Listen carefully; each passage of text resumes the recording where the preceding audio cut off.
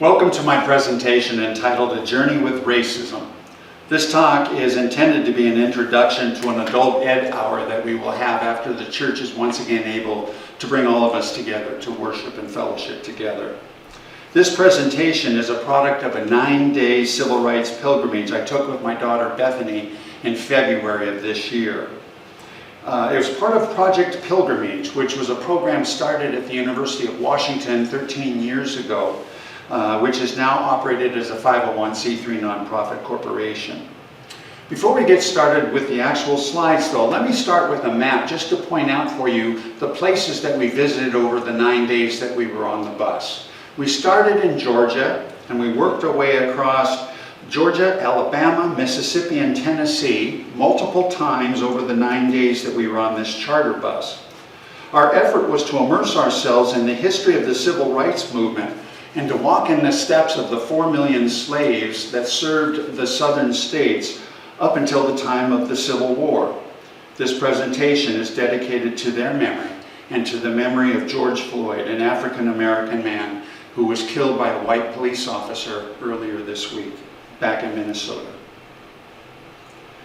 We visited civil rights museums, black-owned businesses, black churches where we prayed with and experienced the generous hospitality of the black community as they fed our group nearly every evening.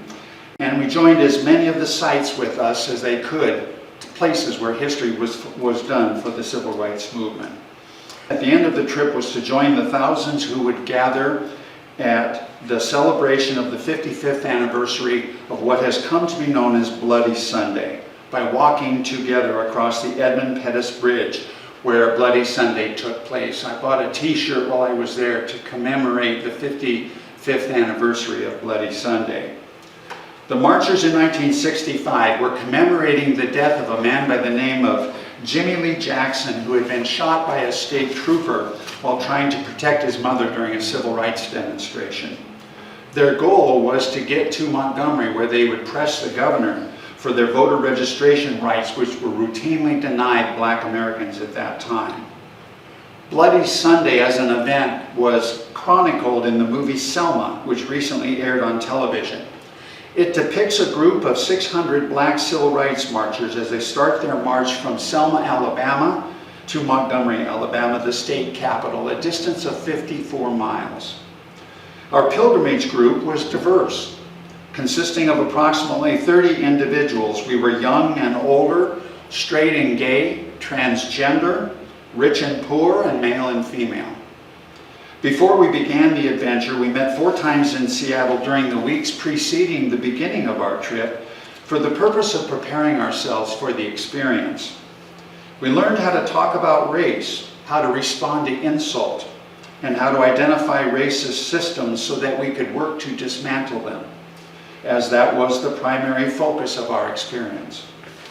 On the trip with us was Dr. Terry Scott, a professor of black history from the state of Maryland, and who was taking her trip with her daughter, and Bob and Pamela Zellner.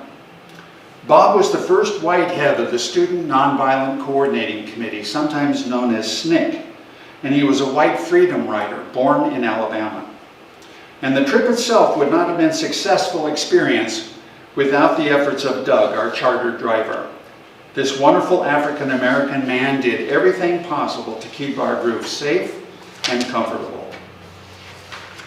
When I speak of racist systems, I'm referring to many of the ordinary institutions we take for granted, but which operate in racist ways, such as the court system and the legislative process.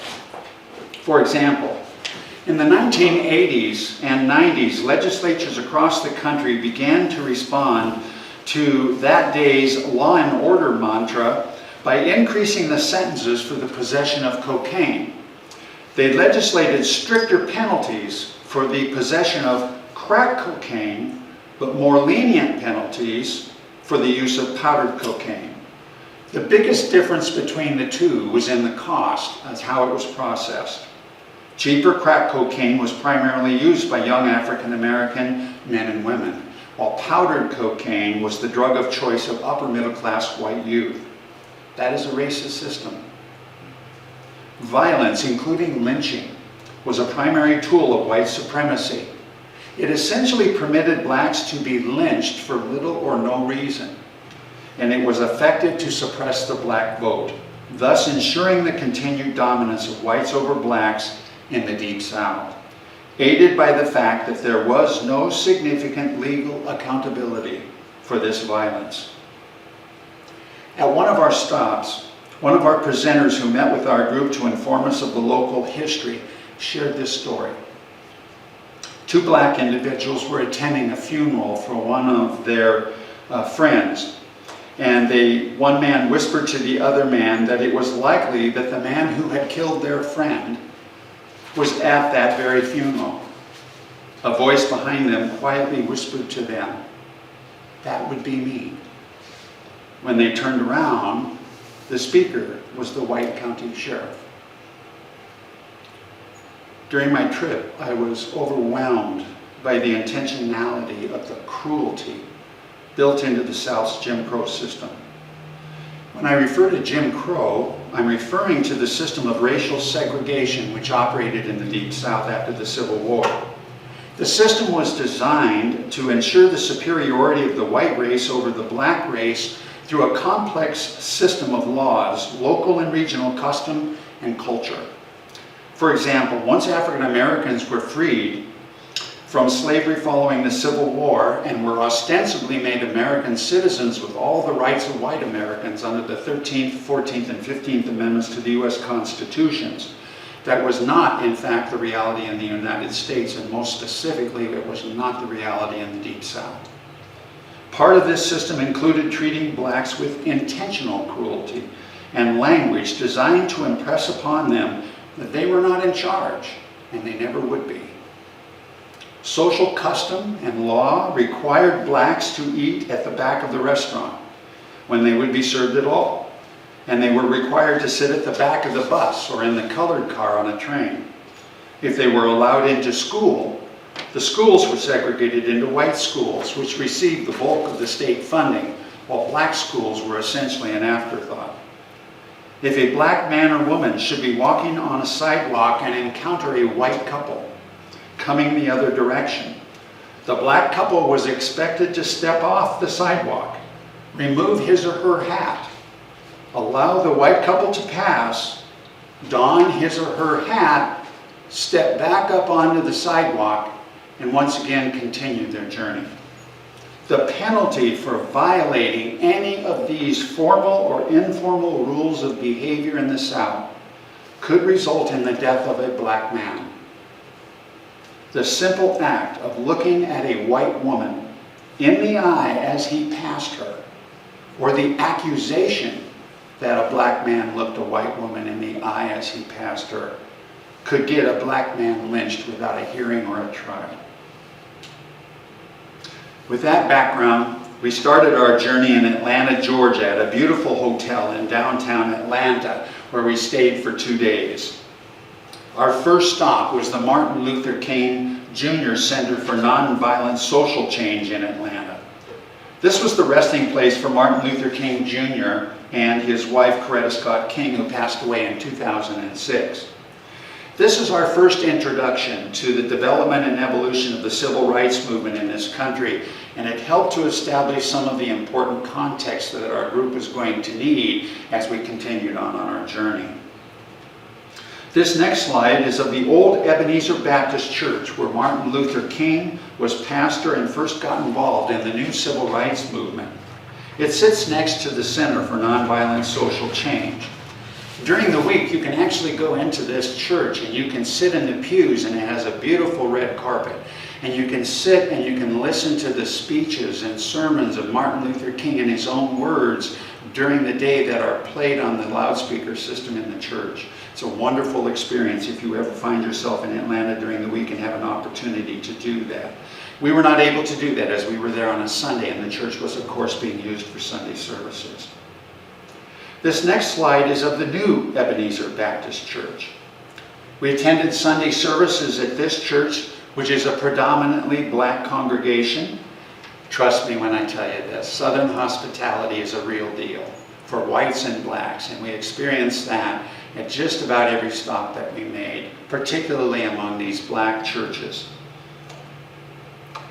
This next exhibit is an exhibit at the Martin Luther King Center. It's one of the exhibits that simply starts to outline for you some introductory things about what we were going to see. We're beginning to see that there was a dependence on the use of the march or the demonstration for a demand for particularly voting rights was a particularly important focus of the early civil rights movement. Of course, we've got Martin Luther King there. This next slide is an exhibit at the Martin Luther King Center that really caught my eye. This is because of the message that it had to say to a young Martin Luther King. The story behind this particular slide is this. When Martin Luther King Jr. was 6 years old, he found some shoes that he really liked and wanted to purchase.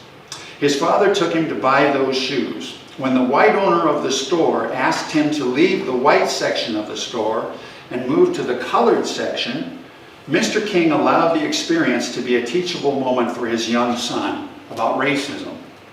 Instead of moving to the colored section of the store, Mr. King left the store and explained to young Martin that I don't care how long I have to live with this system, I will never accept it. Education continues to be the key to helping young people to be racially sensitive, and it is critical to the success of the civil rights movement at some point in the future.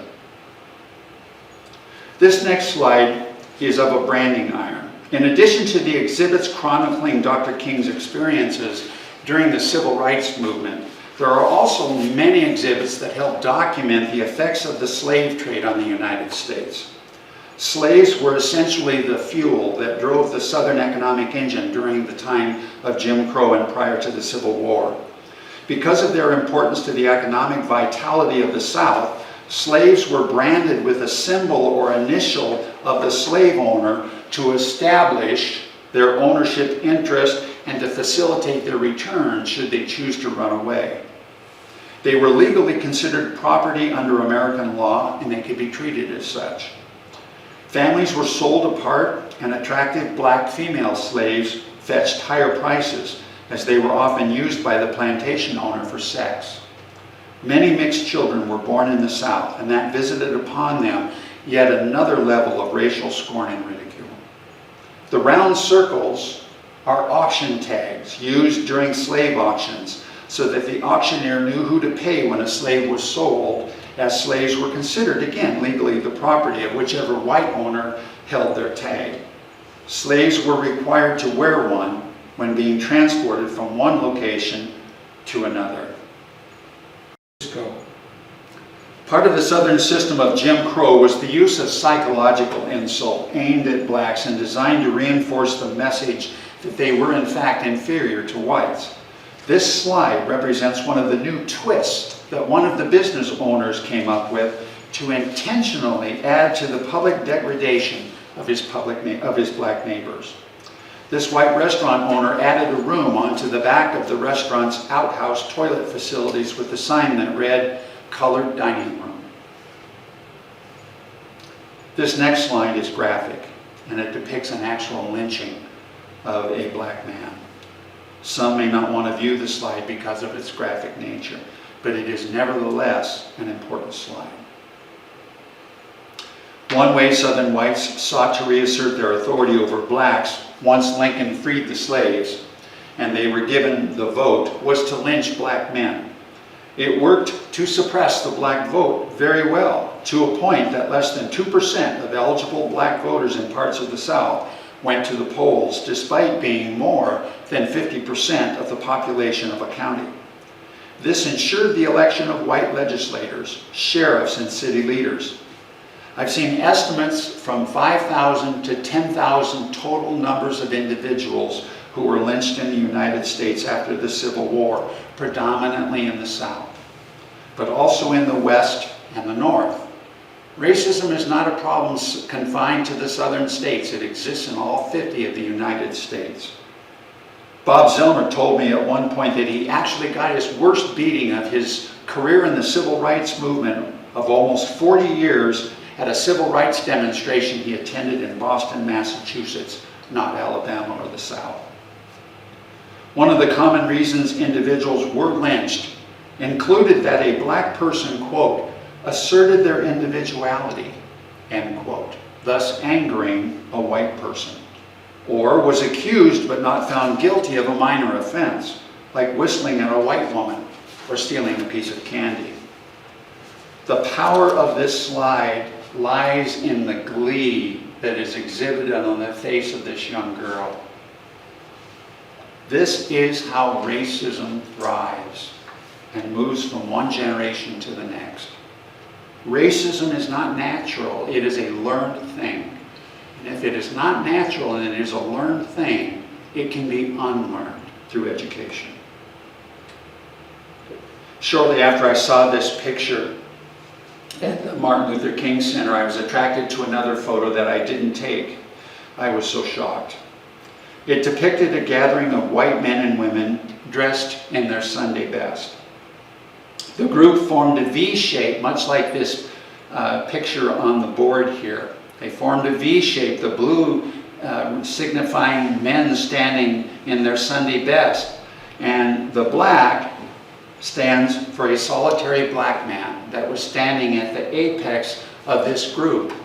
They took the picture, apparently it was a picnic after church. It was a picture that was taken by the group, and it was done for the purpose of commemorating the event that was taking place at this picnic. And the commemorated event that was being celebrated was the lynching of this black man. That black man that was standing with those white people was going to be lynched. He knew he was going to be lynched. I can only imagine the terror that he felt while he had his picture taken along with his tormentors. And after the picture was taken, he was lynched. It's a profound example of the intentional lack of compassion that is at the heart of the Jim Crow system. This next slide is of the caisson that was used to carry the casket of Martin Luther King following his assassination in 1968. The floral arrangement is the original floral arrangement that accompanied the casket as it made its way to his burial place. This is the water that surrounds the burial site for both Martin Luther King and his wife, and it's the outside of the Martin Luther King Center in Atlanta, Georgia. Coming at the beginning of the trip, this idyllic scene in the Center for Nonviolent Social Change helped put the purpose of our trip into better focus, to seek justice for each other. We ask ourselves, and we hear the word a lot, what exactly is this thing, justice? The African-American philosopher Cornel West gave me the best working definition of justice, especially from the perspective of a Christian. He comments at one time, justice is what love looks like in public. The words in the water surrounding the resting place of Martin Luther King and his wife speak to me loudly. They proclaim, "We will not be satisfied until justice rolls down like water and righteousness like a mighty stream." It's an iconic call to action, which I share to you today. This next slide is of the resting place of Martin Luther King and his wife, Coretta Scott King, who is buried on the right side. This final slide is of a statue out in front of the New Ebenezer Baptist Church. This statue is entitled, "Behold." The sculpture commemorates the historic principles that guided the life of Martin Luther King Jr., and which would be our constant companion on this trip. His wife unveiled this monument as a tribute to Dr. King and his inspiration to others to fight for dignity, social justice, and human rights. The bronze figures reflect an ancient African ritual of lifting a newborn child to the heavens and reciting these words, "Behold, the only thing greater than yourself." The struggle for civil rights will be won by future generations, more enlightened generations. Please join me for the conclusion of this journey with racism during an adult education hour, when the church will once again be able to bring us together for worship and fellowship. We will finish our civil rights pilgrimage through the South at that time, and we'll talk about some specific ways that we can advance the interests of the civil rights movement that all of us can practice. In the meantime, stay well, and blessings, Covenant.